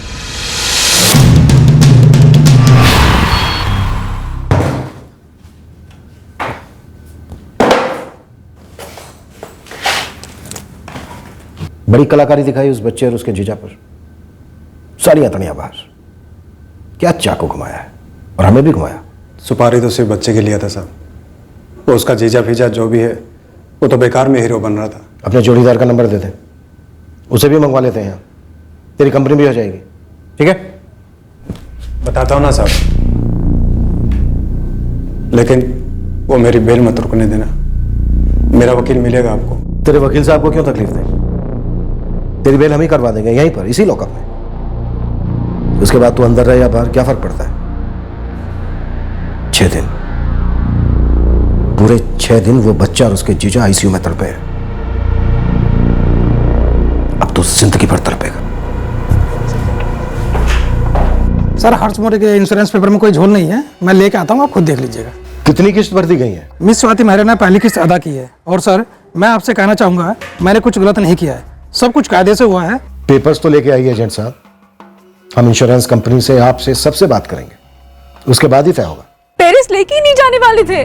नहीं प्रीति, उन्होंने तुम लोगों को ढाल बनाया, खास करके हर्ष को, जीवन बीमा के 2 करोड़ रुपए के लिए। और वो जो औरत है स्वाति मेहरा, उसका हर्ष को गोद लेने का कोई इरादा नहीं था। बीमा के पैसों के लिए मार दिया हर्ष को? क्यों मार डाला मेरे भाई को? धर्मेश की जान हर्ष को बचाने की कोशिश में गई, धर्मेश को मारने का कोई प्लान नहीं था।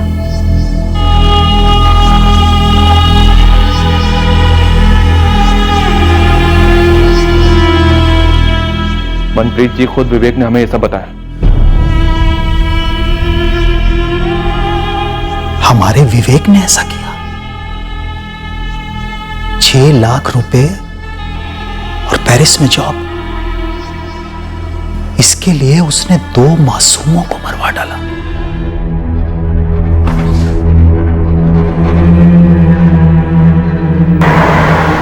इंश्योरेंस क्यों करवाया? मतलब हर्ष के बेनिफिट के लिए करवाया। आफ्टर ऑल हर्ष को अडॉप्ट कर रही थी मैं। आप क्या बोल रहे हैं सर? आप ऐसा ये वाहियात एलिगेशन लगा भी कैसे रहे कि मैंने इंश्योरेंस के पैसों के लिए अपने ही बेटे हर्ष को मरवाया? स्वाति मेहरा, गलतफहमी पाली तुमने और सनी ने भी कि फर्स्ट वर्ल्ड मुल्क में छुपकर बैठने की जगह मिल जाए तो इंडिया में तुम जो मर्जी जुर्म कर सकते हो, हम तुम तक कभी पहुंचेंगे नहीं। शट अप, बहुत सुन लिया मैंने। तुम्हारी ये थ्रेट्स, ये एलिगेशन मुझ पर असर नहीं करती। ऑलराइट, धमकियां मत दो मुझे। ये धमकी नहीं है, ये अगले कुछ दिनों का फोरकास्ट है तुम दोनों को। मौसम बड़ा खराब होगा, इतना खराब कि तुम अपने अपार्टमेंट में छुपकर बैठो, पेरिस के किसी मॉल, होटल या गली में शरण लो। आंधी आएगी, आंधी, और वहां से तुम्हें उखाड़कर सीधे हमारे कोर्ट में फेंक कर जाएगी। तुम्हारे डैड ने कहा था कि वो सब कुछ मैनेज कर लेंगे, वो ये पुलिस उनकी मुट्ठी में। एकदम मुट्ठी छोटी पड़ गई है पापा की। ये सब उस इडियट साले विवेक की वजह से हुआ है। ये सच एन इडियट। तुम्हें लगता है कि वो यहाँ तक पहुँच पाएंगे? नो ना, फ्रांस के लॉज और इंडिया के लॉज। हाँ, आप नहीं पहुंचेंगे, और पापा भी बेल पर बाहर निकल लेंगे।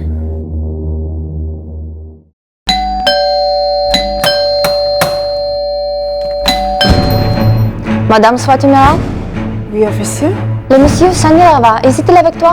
Oui, officier. Sani? Sani? Oui, officier. Que se passe-t-il? Nous avons votre mandat d'arrêt. What happened, officers? What have we done? Quoi on nous fait? Nous avons un mandat d'arrestation. Provincial Provence Dan. Vous pouvez le lire. पहले lookout notice जारी, फिर red corner notice जारी, ताकि स्वाति मेहरा और सनी रावत के फरार होने के सारे प्रयास भंग किए जा सके। आखिर में हम प्रोविजनल अरेस्ट वारंट इशू करवा पाए और इस जोड़े को पेरिस पुलिस की टीम ने गिरफ्तार कर लिया।